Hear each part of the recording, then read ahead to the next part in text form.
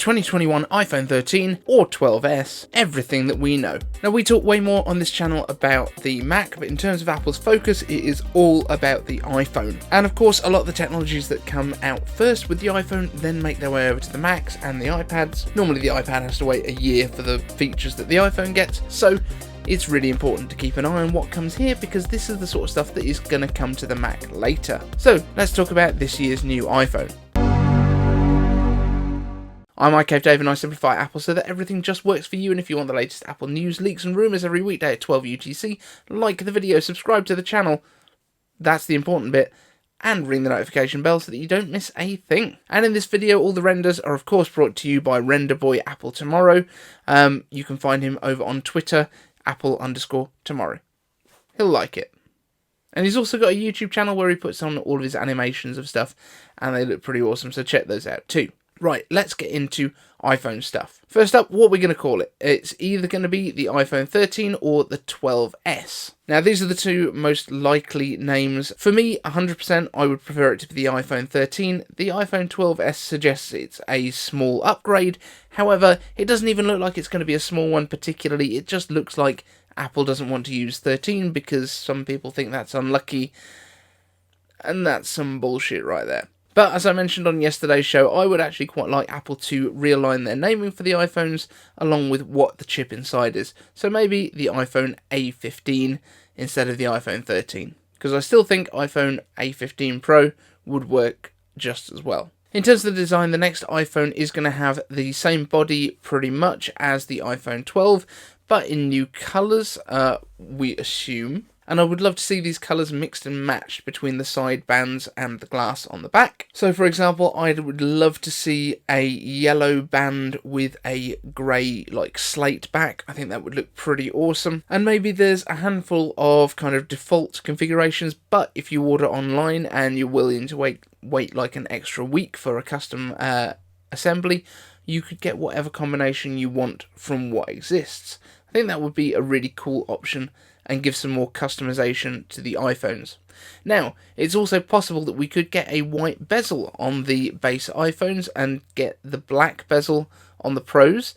I know that sounds really weird, but some of the renders that have been coming out for specifically the iPod Touch may or may not be refreshed. My money is on not, but if it does, some of the renders have had a white bezel around there, and actually it looks really quite nice. So maybe that's something that could happen. Maybe a white bezel and still a black notch, and we'll be coming to the notch in just a moment. So the body styles themselves will remain with the Mini at 5.4 inches, even though it's not sold very well this year. Two 6.1 inch display sizes and a 6.7 inch for the Macs. And we're still expecting the main version, the iPhone 13, let's call it, to be aluminium framed. However, there's a possibility that we could move from stainless steel to maybe titanium for the frame on the Pros. This is again unconfirmed, but Apple has put in a bunch of patents for titanium processors, which could of course just be for Apple Watches, it could be for MacBooks, but there's always a chance that it might be coming to the iPhone too.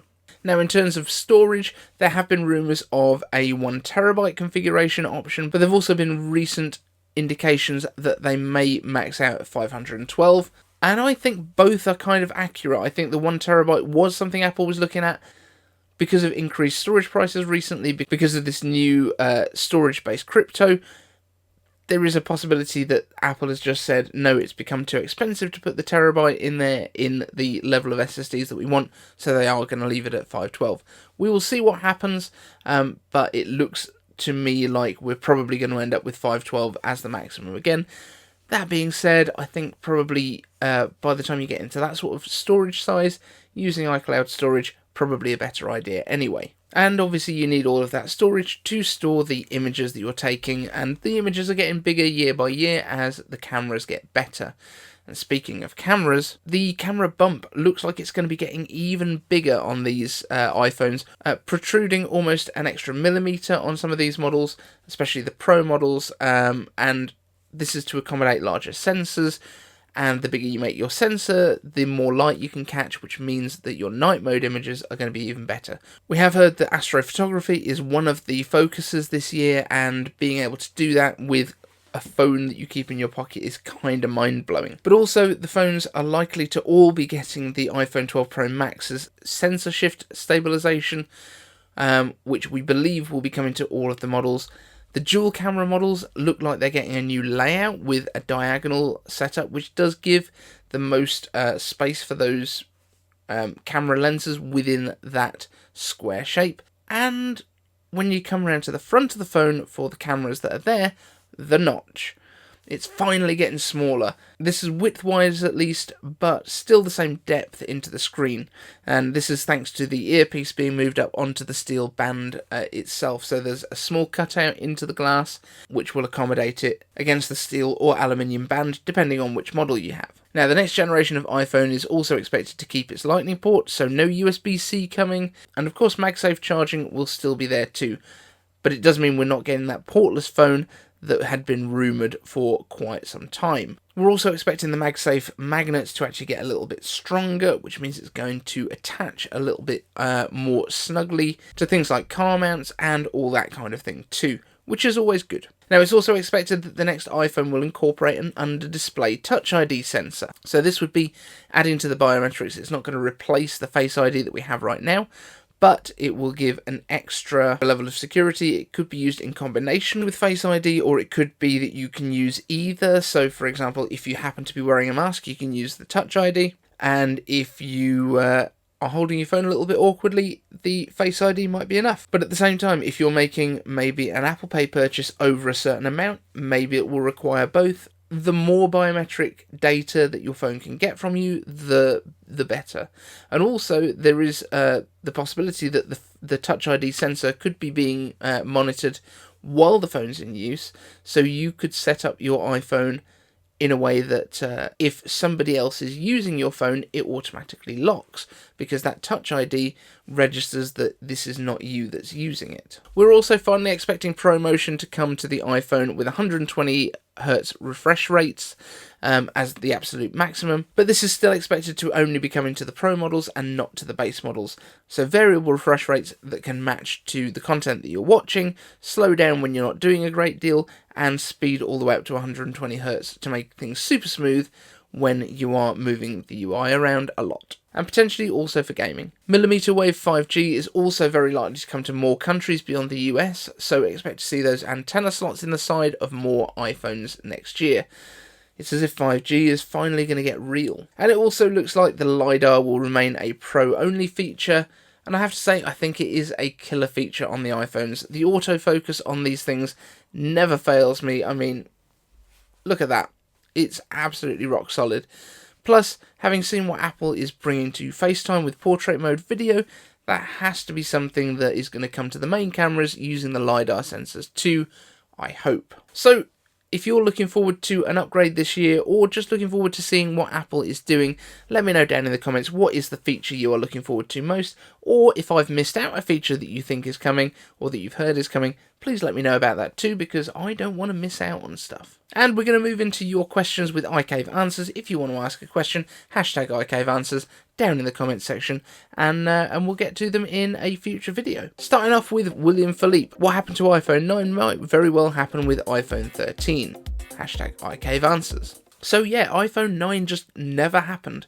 We got the iPhone 8 and the iPhone 10 released at the same time. I would have really hoped, because the iPhone 10 was the 10th anniversary iPhone. It came out in 2017. The original iPhone came out in 2007.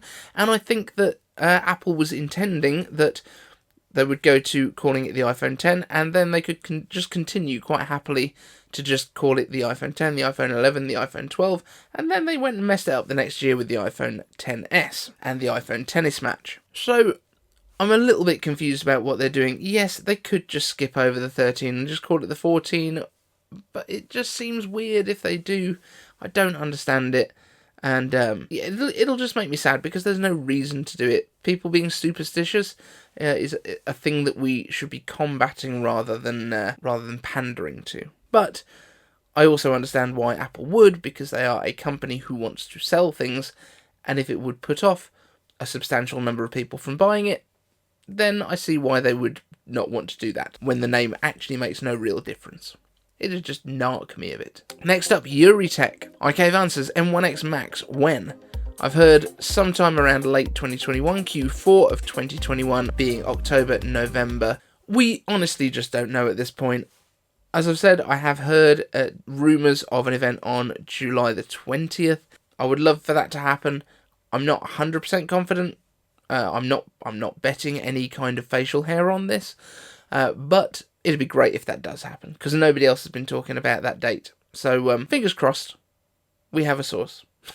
But it is quite possible that they'll be pushed later in the year. I don't know why Apple would, but it might just be a supply constraint. And if it is, it looks like it's more about the displays than anything else. Next up, James Apple asks, will we get M1X MacBook Pros in the summer, or will we get them in fall of 2021? The chip shortages and the mini LED panel components has me wondering what's going on with my M1X MacBook Pro, because I need that 14-inch MacBook Pro in my life. So as far as we know, the general chip shortages are not particularly affecting Apple. I know Tim Apple did mention it during one of the investor calls that there might be some constraints later in the year, but I don't think it's going to be something that would constrain these. We know that the M1Xs have already been made, as far as we know at least, so that shouldn't be the issue, but there are less cutting edge chips on the boards, which are like power controllers and all that sort of thing. So there's always the opportunity for that, but I think it is really the displays that it's come down to. Judging by the fact that Apple included those hashtags in the WWDC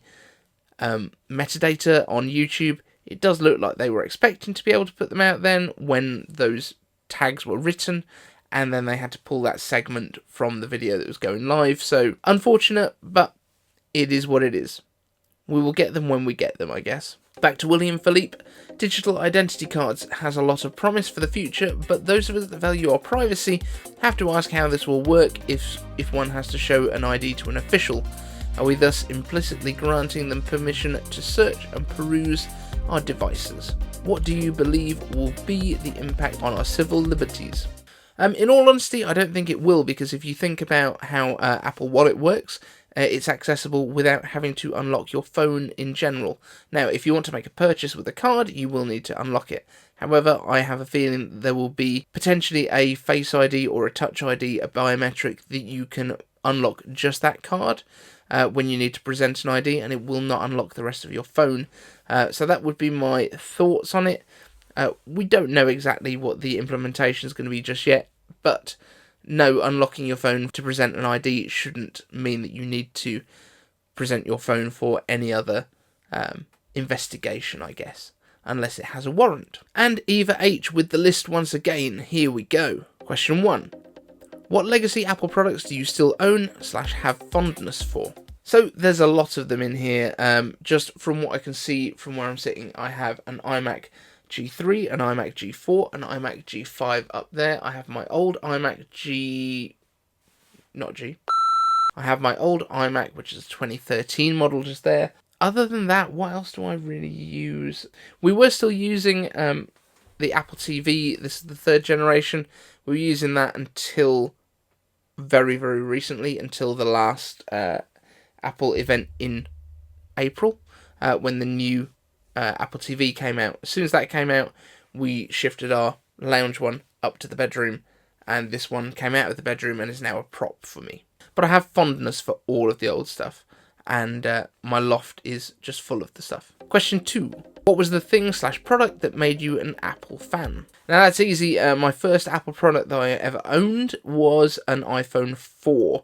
The iPhone 4 was in massive difficulty to get hold of when it was first released. This is not my original one. This is a white one that I was gifted by a photographer friend of ours who photographed our wedding, but he was clearing out a lot of old tech and had some old Apple stuff. So this is a white one. And the white iPhone 4s took forever to come out, and are also quite rare, I guess, at this point. But I love the design of these things. The new iPhones, the current iPhone 12, is exactly the right width, the same as the antenna band on these, which I think is a nice little detail. But it was definitely that made me fall in love with Apple stuff. Now, I got mine just before I went to Dubai in 2010. Which is when it first came out. I think it was September that launched, and the beginning of November is when I moved out to Dubai. And At the time in Dubai, everyone had BlackBerries. I took my iPhone with me, even though I couldn't use it on the networks out there. I could only use it on Wi-Fi. But yeah, I absolutely loved it. And I got a BlackBerry while I was out there as my actual phone. And there was just absolutely no comparison between the BlackBerries that everyone out there absolutely raved about and the iPhones that really hadn't made any headway there yet. But I was using it for videos, photos, the works. And I absolutely loved it. Is there any Apple legacy product that you still use even for nostalgic reasons?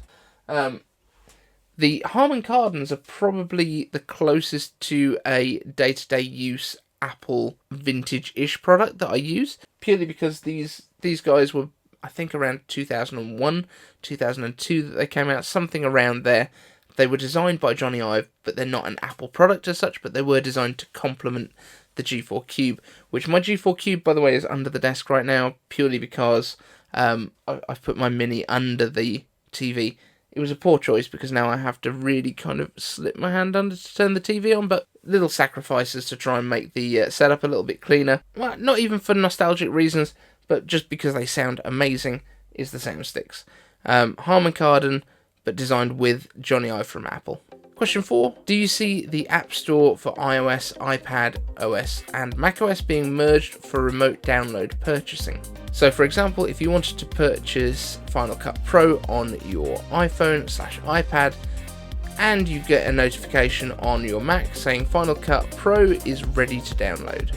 So this is already a thing between the iPhone and iPad, at least, but it also kind of works in that way with a lot of different apps. Not everything, but there are universal downloads, so there are a lot of Mac apps that if you buy them, you automatically get the iPhone/iPad app, and you can set up your different devices to automatically download these apps. So certainly, if I download an app on my iPhone and there's an iPad version available, I've got it set up so it will automatically download that to my iPad. And yeah, I think that is absolutely the way we're going, and it's happened with a lot of apps already. It's just not with everything just yet.